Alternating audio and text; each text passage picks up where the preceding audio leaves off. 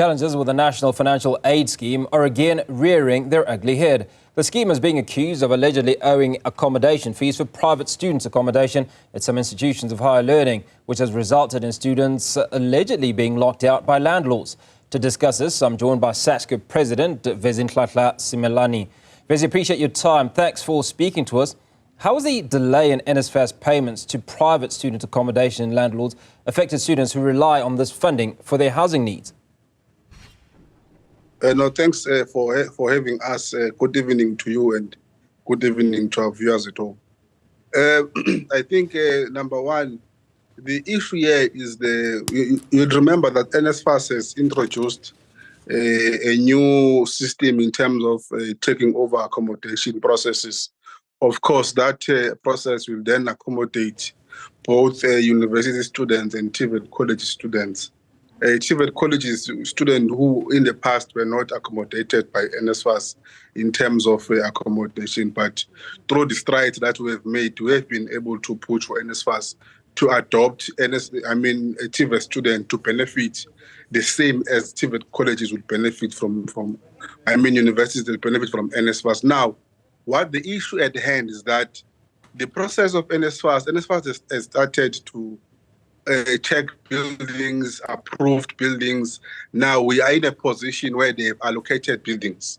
Now the mistake that they did, I think from the beginning, was that if you're a student and you qualify for accommodation, you need to apply for that particular building. And there were no people from NSFAS to give a clear indication or a clear alert to say this is the process that you must be able to follow. For instance, I know that there are students who have went to buildings that are privately owned, who have been contracted by NSFAS to say this building is approved by NSFAS, you can be able to accommodate students. We will then have students organizing themselves, going to those buildings because they are in need of accommodation. They will then be accommodated. The following process is that they must fill in the forms and submit to NSFAS. But you'll find that NSFAS on their end, they are not in the forefront to manage the process, and they end up having landlord not being paid on the very same building that have been approved by NSFAS. For the past, there are buildings that have not been paid since the inception of the year, and some of the landlords they are saying we are going to chase away those students because NSFAS is not responding to us. But of course, you'll understand that we are coming from an era where we had the board that was dissolved by the minister, and the administrator. When we entered, we said as an organization that we want him to quickly deal with issues that are a matter of urgency. Number one, we mentioned the question of allowances. We mentioned the question of accommodation as well.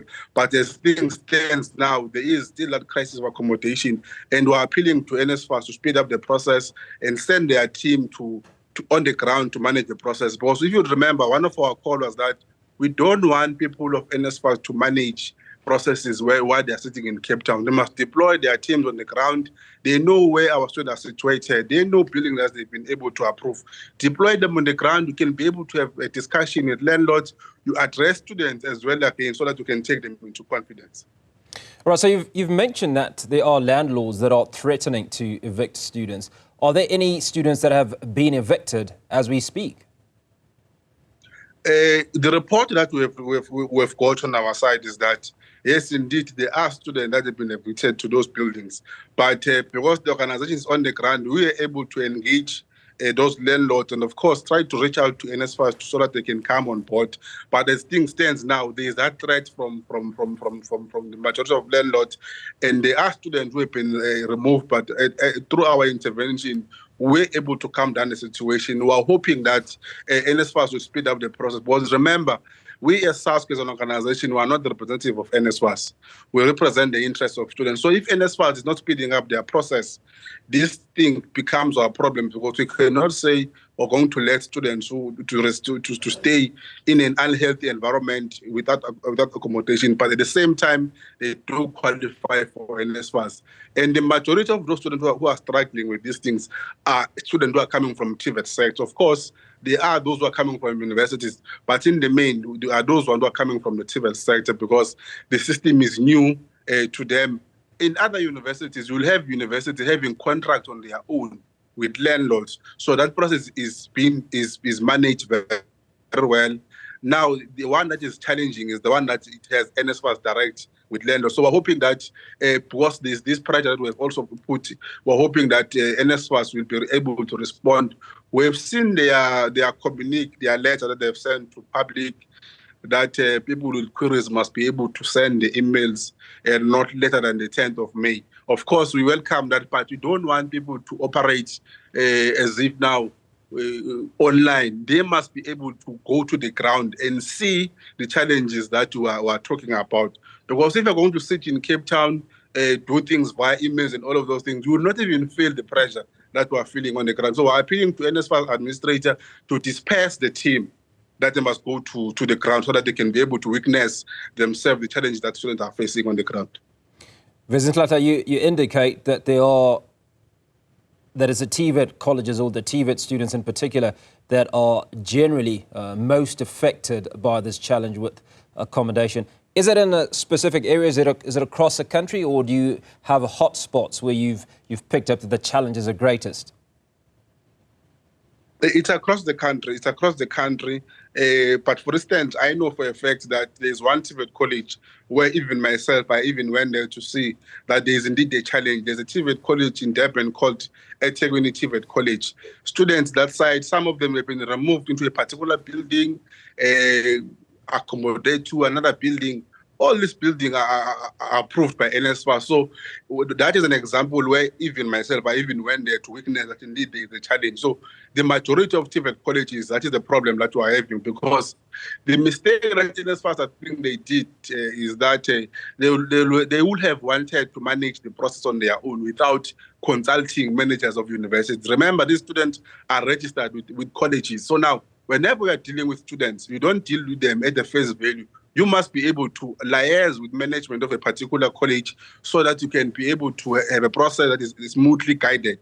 And at the same time, as I was saying, that they didn't do that at number two, they were nowhere to be found. Students, some SRCs, it's them who are dealing with the process of allocation and all of those things. What we know is that if we are accommodating students, you must be able to employ people who are going to do the allocation of students. You must be able to employ people who are going to manage the building and all of those things.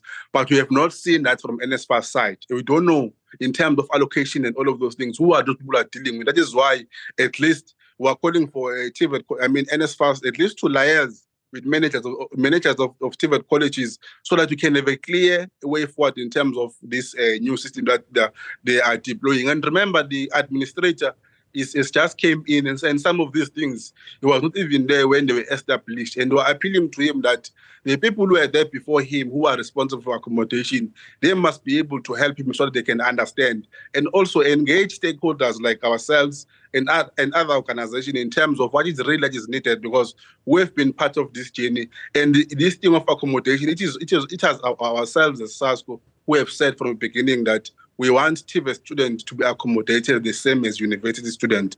Now we cannot fail those students, because at this time, and you'll know that TVET college is about trimesters, three months courses and all of those things. So you can imagine that from January up until now, there's someone who have not been accommodated by a NSFAS, whereas they do qualify for accommodation. And how do you expect that person to perform academically? Because at the end, you need a proper shelter where we have access to Wi-Fi, where we have access to other things that are conducive for a particular student to perform academically. Now, as SASCO, you've criticised NSFAS for the disparity in rental caps between metro and non-metro areas. Could you explain why this issue is particularly concerning for students and landlords?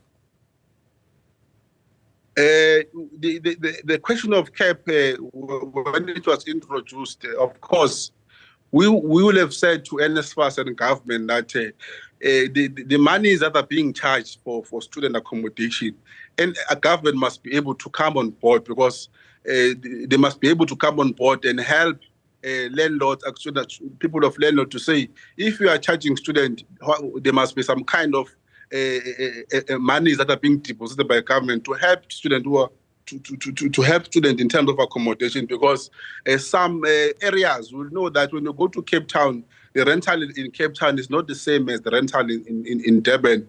It's not the same as the rental in Johannesburg.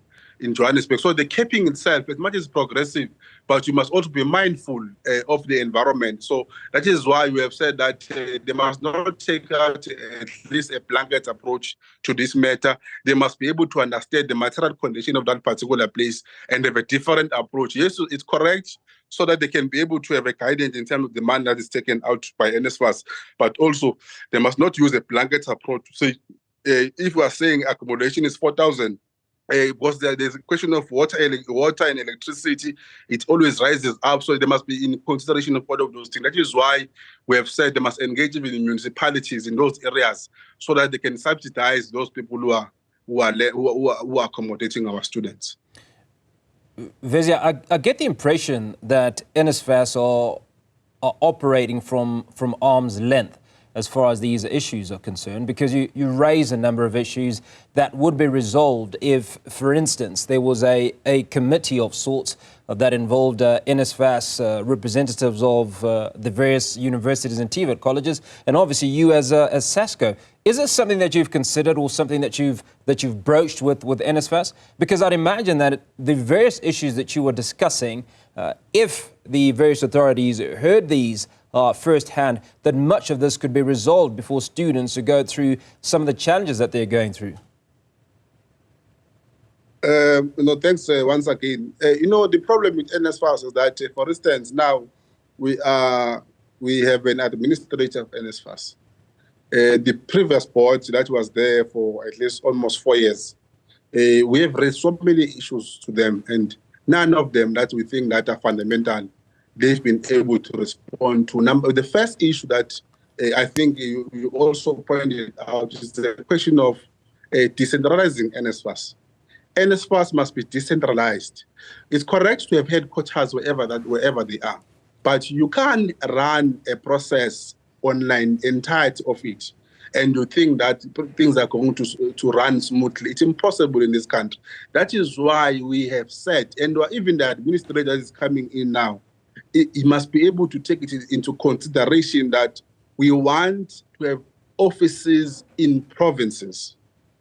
We want to have offices of NSFAS in regions, whether you say Durban is a region or Gauteng is a region, but there must be a decentralization of NSFAS offices. Why we need that decentralization is to ensure that if ever there are challenges of this nature, currently is the question of accommodation. People, they don't write emails and to NSFAS and wait for Cape Town to respond. You just go straight to NSFAS offices and raise those challenges. And those people who are going to be deployed today, they must be capacitated. They must not be messengers where they're going to pass a message from headquarters. They must have capacity to respond to immediate challenges. It's not only the question of accommodation that we're dealing with now. There are many challenges. Last month, we were dealing with the question of allowances. There's no capacity in terms of how NSFAS can deal with it.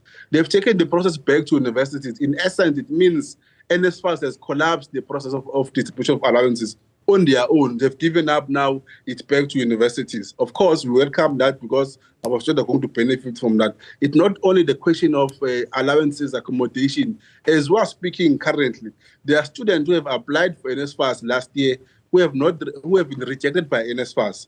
Now, the next step is for them to appeal. They've launched appeals, but there's no one that we know as we speak now, that has received a positive response from NSFAS in relation to appeals. What does it mean? It means there's someone who's a student who's sitting somewhere there who don't have NSFAS, who qualifies for NSFAS, but it's been rejected by NSFAS. And there's no response from NSFAS to say, we are rejecting you because of that, or we made a mistake to reject you, we're giving you NSFAS. 3 months down the line, that person don't have accommodation, don't have food, because if you apply for NSFAS, it means that you don't have money to pay for your fees. You don't have money to buy food. You don't have money to buy books. So for the 4 months down the line, they're still struggling, those people. As we're speaking, we're dealing each and every day, case by case. People are saying, no, I applied, I was rejected. My mother is a SASCO beneficiary, and all of those things. And you wonder why these people of NSFAS, they are not deploying people on the ground when you launch an appeal, today, tomorrow, someone sitting there at the office can be able to give a proper response so that you can be able to move forward. At the end of the day, the very same student will not be able to perform academically, and they are going to be kicked out by the university because they failed because of the very same NSFAS who have contributed to the mess. SASCO President Vezinhlanhla Simelane, appreciate your time unpacking those issues for us around NSFAS. And he argues that NSFAS needs to be decentralised to deal with the issues challenging students in TVET colleges and universities across the country.